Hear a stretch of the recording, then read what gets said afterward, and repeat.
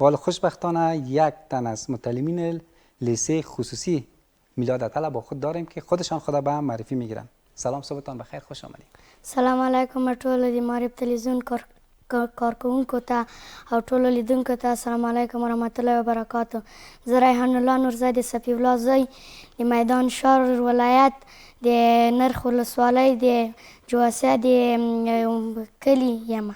ماشاءالله. ریحان عزیز، خودت بخیر، چی گل به آب دادی؟ ماشاءالله ما که میبینیم شما هم چیز جور کردین. میشه بگوین چی است؟ ما یو بازک جوړ کړی دی چې اوبه م رسایسي او کولر مې هم جوړ کړی دی.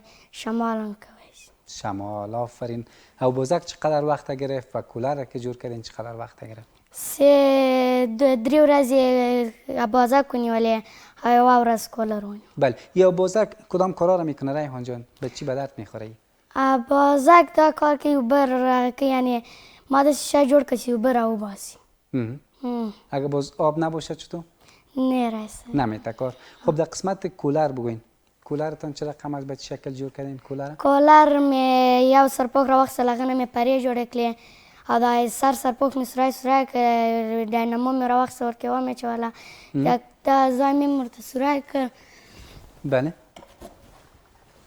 دغه ځای مې ورته سوری کړ له دې خوا شمال لاغی. بله. این کولر تنها هوای سرد خارج میکنه یا هوای گرم؟ چون ما شما بخیر به طرف زمستان خزان هم روان است. که یخک واچو پکې نو هوای یخ راوباسي، او که یخک وانچو پکې خالی شمال کوي.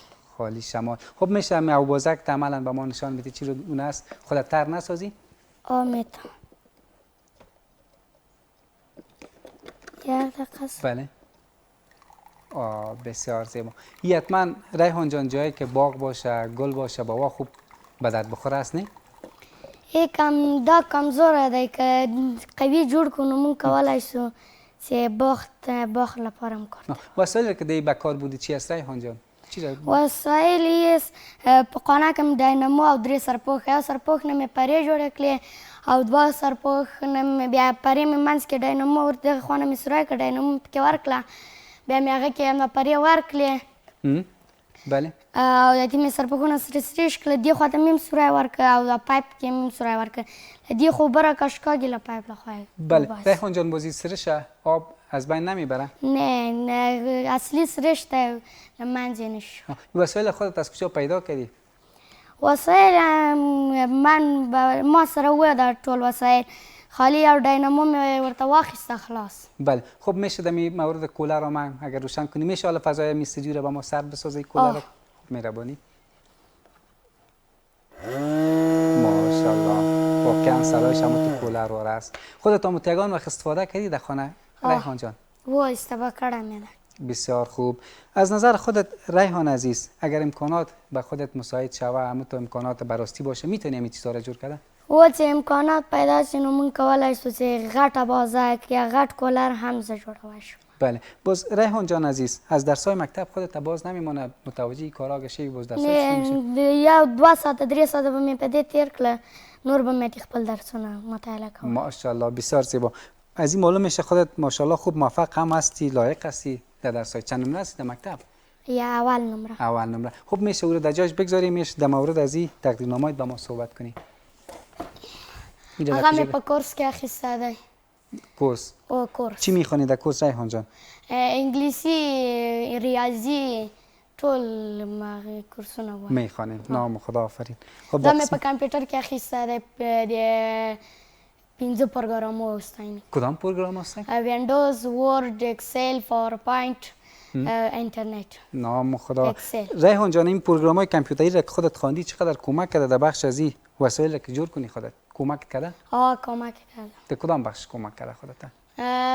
خپل درسو کې مې ډېر کمک را سره کړی دی، ځکه چې درسونه راته اسانه کېږي، چې موږ کورسونه وایو نو درسونه به چې مکتب شروع شي نو درسونه به ډېر راته اسانه. بله. خب ماشاءالله خودت تقدیرنامه زیاد داری ولی وقت برنامه کم است که در مورد هر کدامش صحبت کنیم. میشه در مورد این تقدیرنامه دیگه تان بگویی؟ دا مې سریت نبی کې واخیسته، اول نمره شوم. سریت نبی امتحان مکتب کې راڅخه واخیسته نو دا اول نمره شوم.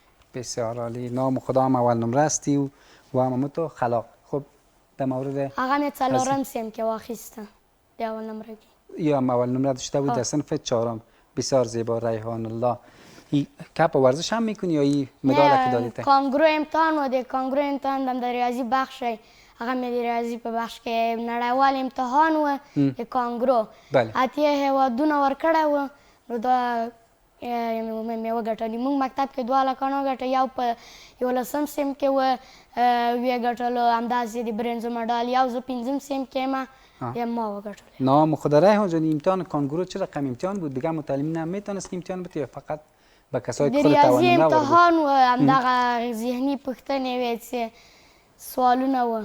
بله، خیلی سپاس ریحان عزیز، همیشه ما موفق باشی، بدرختی و تشکری میکنیم از مسئولین مکتب خصوصی میلاد اتل که با شما همکاری میکنن و کمک میکنن زمینه همچو مسائل به شما به اصلاح آماده میسازد. کدام پیام گفتنی حرف اگه داشته باشی؟